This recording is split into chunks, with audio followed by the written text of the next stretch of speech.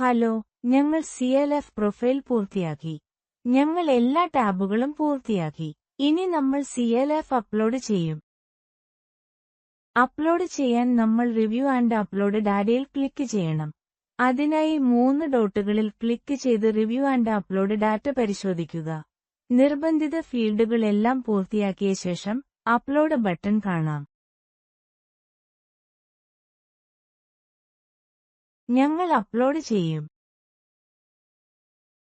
Record ചേർത്തു. അത് വിജയകരമായി അപ്ലോഡ് ചെയ്തു. ഞങ്ങളുടെ CLF ലോക്ക് ചെയ്തു. ഞങ്ങളുടെ CLF അപ്ലോഡ് ചെയ്തു. അപ്ലോഡ് ചെയ്ത് കുറച്ച് സമയത്തിന് ശേഷം നിങ്ങൾ അപ്ലോഡ് സ്റ്റാറ്റസ് കാണണം. ഇവിടെ CLFന്റെ പേര് മാത്രമേ ദൃശ്യമാകൂ. നിങ്ങൾ CLF പ്രൊഫൈൽ സിൻക്രൊണൈസേഷനിൽ പോയി അപ്ലോഡ് സ്റ്റാറ്റസിൽ ക്ലിക്ക് ചെയ്യുമ്പോൾ തന്നെ നിങ്ങൾക്ക് അവിടെ അഭിപ്രായങ്ങൾ കാണാൻ കഴിയും.